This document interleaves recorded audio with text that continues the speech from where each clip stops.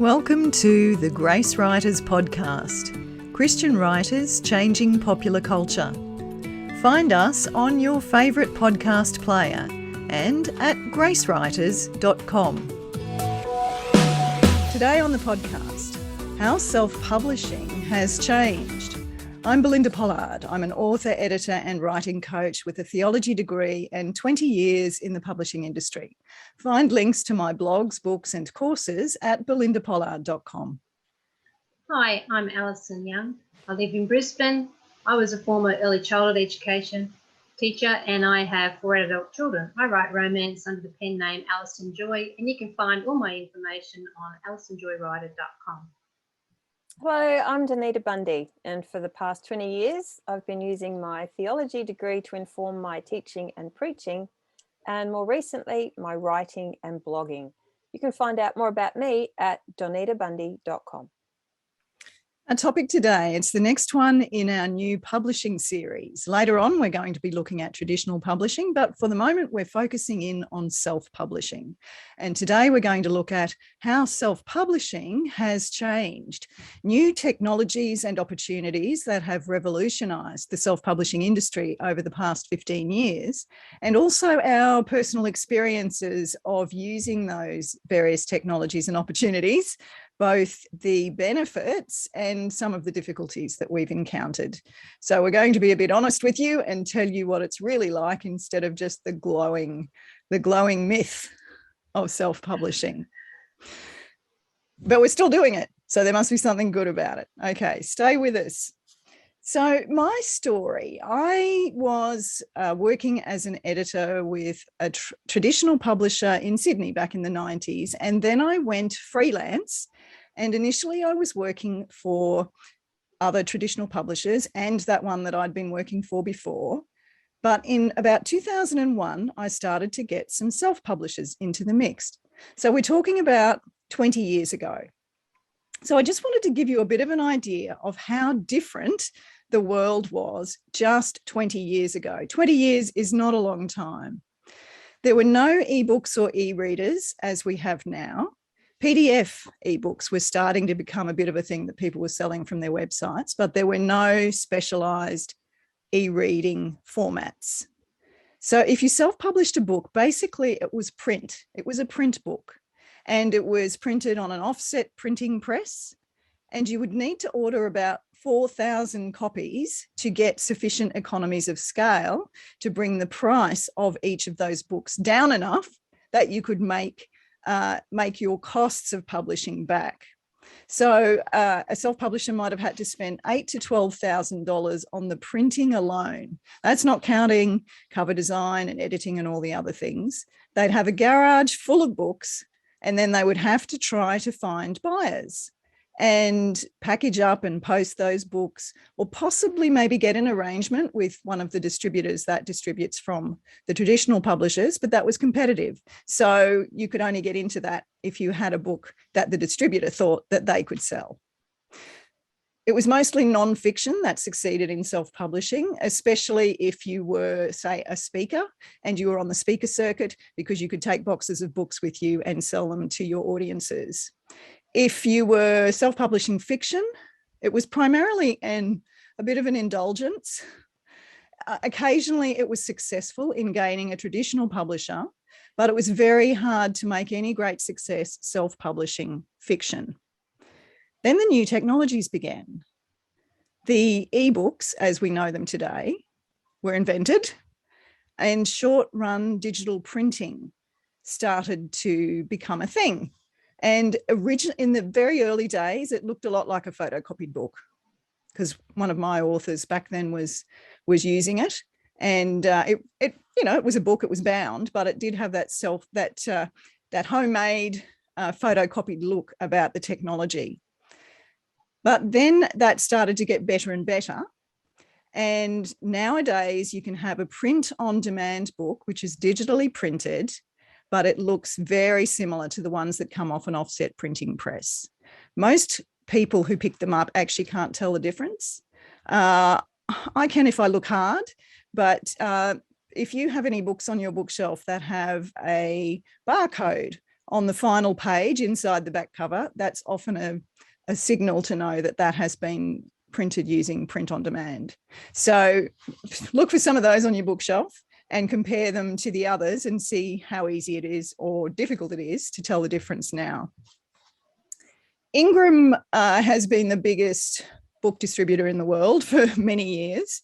In the late 90s, they actually started a thing called Lightning Source, which was producing print-on-demand books for the big trade publishers so that they could get their backlist out there. So that the books that had gone out of print could still be made available to readers.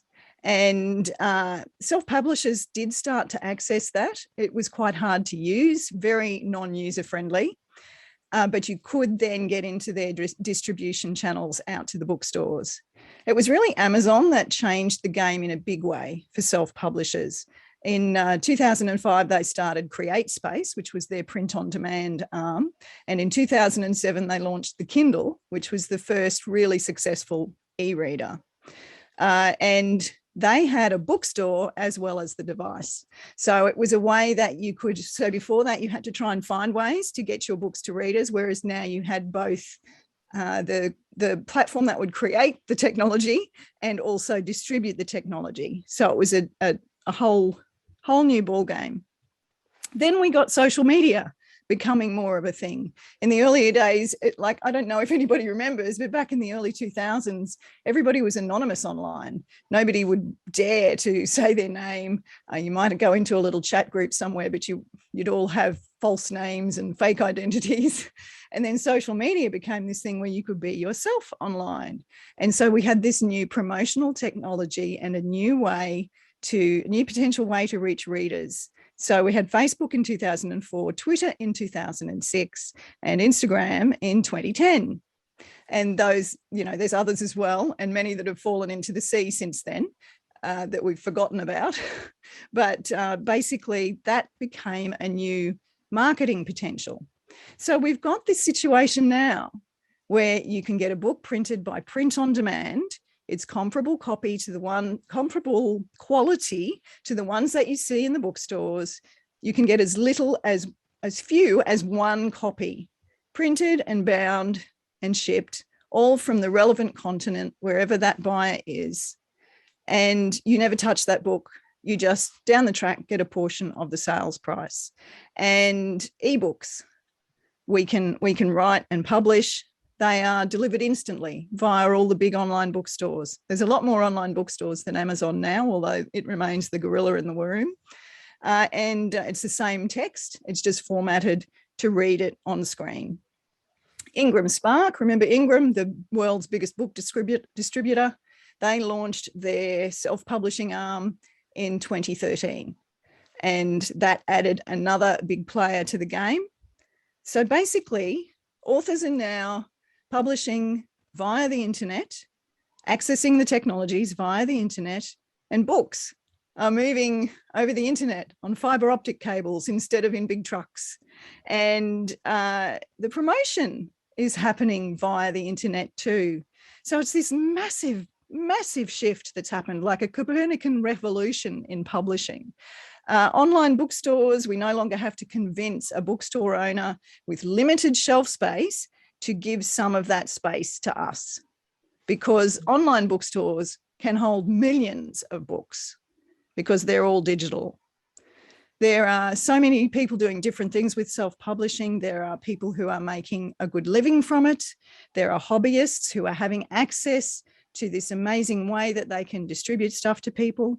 There are business owners and public speakers using a book for marketing. There are people who are supporting a cause. There are people who are sharing a ministry. So it's a massive shift. Alison, how have you been using these technologies? How did you encounter them? What was it like? For me, growing up, always wanting to write a book, and you only know the one way, which is the traditional publishing, and then you get to now where you go, okay, well, traditional publishing seemed to be a little bit too pie in the sky, but hey, maybe there's an opportunity here for self-publishing. And it's just obviously been a massive learning curve to try and get your head around all the different aspects of it.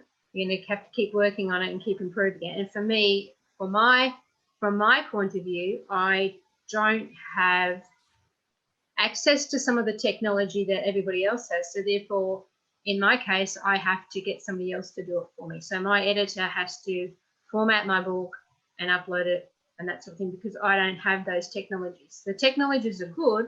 That's my thing. I have to look at changing the way I do things, getting a different computer, different setup, so it will make it easier for me to do these things. Otherwise, as I said, I have to get somebody else to do them for me. So that's where I'm at the moment. It's the technology is available, but you have to be able to use it. You have to be able to channel it to your needs. And they do need to make money from it.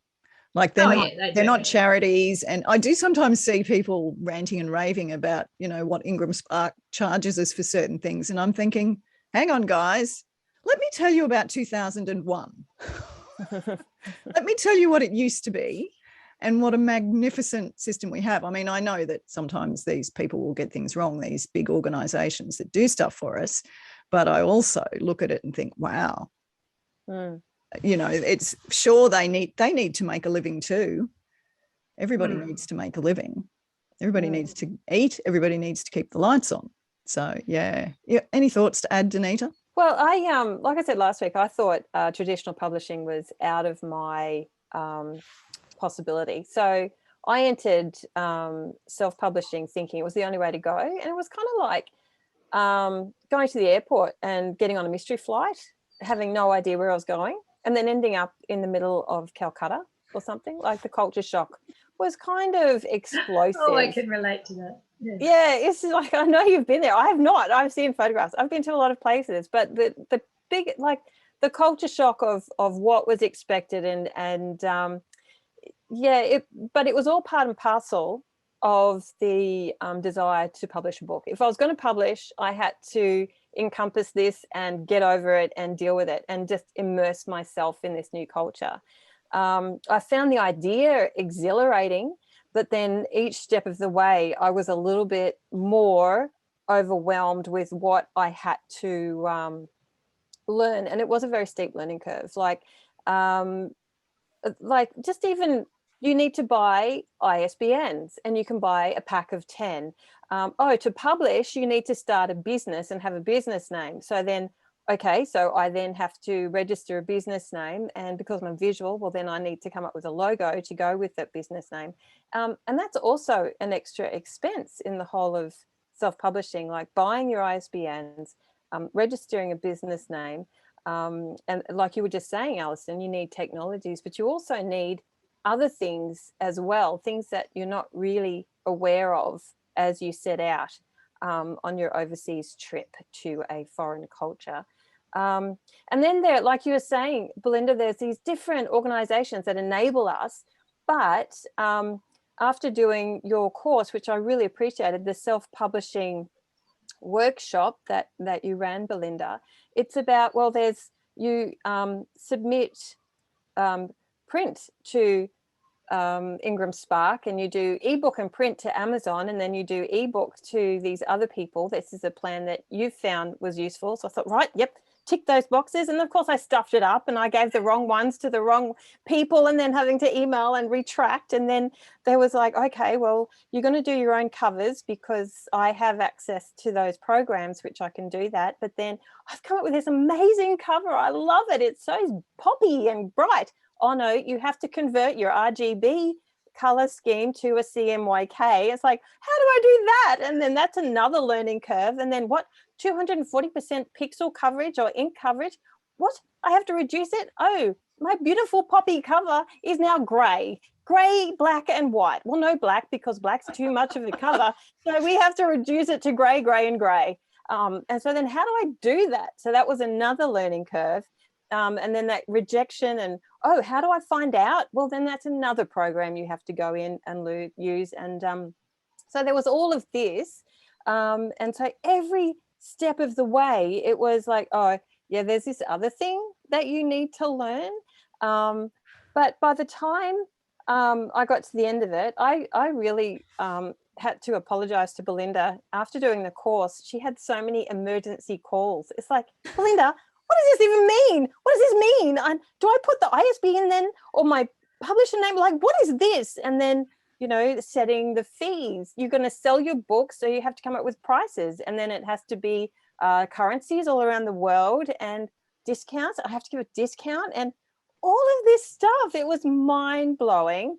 And I will admit, by just before the end of it, I was completely overwhelmed and suffering a little bit of a mental breakdown.